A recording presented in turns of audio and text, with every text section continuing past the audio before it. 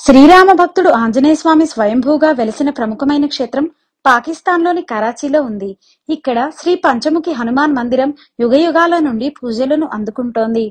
వనవాసంలో శ్రీరాముడు సీతా సమేతముగా లక్ష్మణుడితో కలిసి ఇక్కడ విడిది చేసినట్లు స్థానిక స్థల పురాణం చెబుతోంది. పాక్లోని హిందువులు ప్రతి ఏటా ఈ క్షేత్రాన్ని దర్శించుకుంటారు. పురావస్తు శాఖ అధ్యయనంలో ఈ ఆలయం 1500 ఏళ్ల క్రితం నిర్మించినట్లు వెల్లడైంది.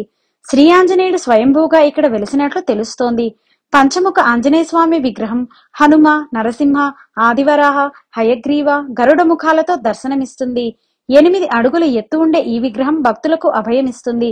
ఈ ఆలయంలో మూల విరాట్ ఉన్న ప్రాంగణంలో 21 ప్రదక్షిణలు చేసి కోరుకున్న కోరికలు నెరవేరుతాయి అన్నది భక్తుల ప్రగాఢ విశ్వాసం.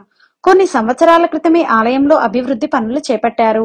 ఆలయ ప్రాంగణ తవ్వకాల్లో పురాతనమైన అనేక విగ్రహాలు బయటపడ్డాయి. వీటిని ఆలయ ప్రాంగణంలో ప్రతిష్ఠించారు. పాక్లోని కరాచీలో హిందువులకు శ్రీ పంచముఖి హనుమాన్ ఆలయం పవిత్రమైన ప్రదేశం.